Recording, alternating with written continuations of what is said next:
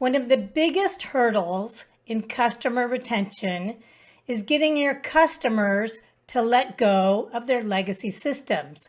People cling to spreadsheets, homegrown tools, your competitors' products, and outdated platforms, and even pen and paper because they are familiar and comfortable, even when they're inefficient.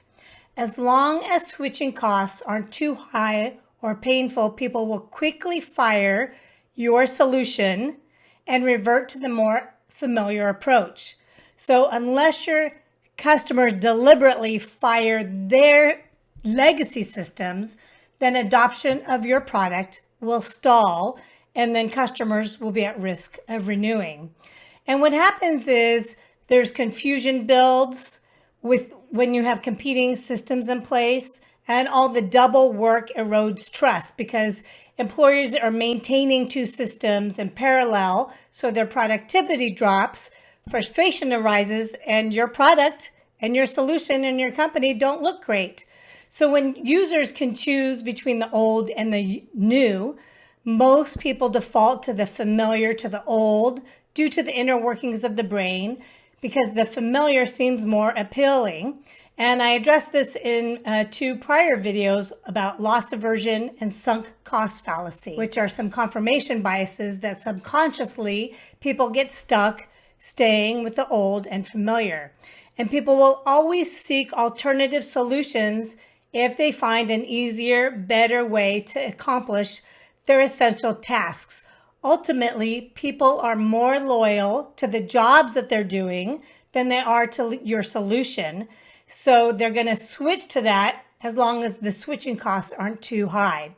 So for example, I worked with a fintech company and they said they found that when they knew customers were going to stick around, when they found customers were loyal and were going to renew was when they let go of their legacy system. And I said, well, great, let's not hope they move off their legacy system. Let's make sure it happens. So we baked it into onboarding. We want to let customers know, hey, we're going to be moving you off of your legacy system in 3 months, 6 months, 12 months. Maybe there'll be some double work in the short term to make sure the new system is accurate and working appropriately. But you need to start communicating even before the deal closes. That would be during the embark stage of my orchestrated onboarding framework.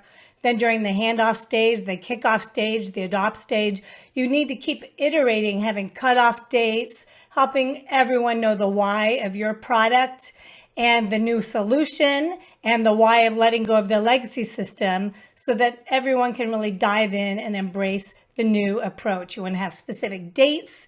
You want to remove access to the legacy system and let everyone know about the process along the way. You need to orchestrate the transition so users are excited to move forward with the support and confidence to succeed. To dive deeper, read my article, Onboarding Starts with Why, and let me know how I can help your customers fire their legacy systems.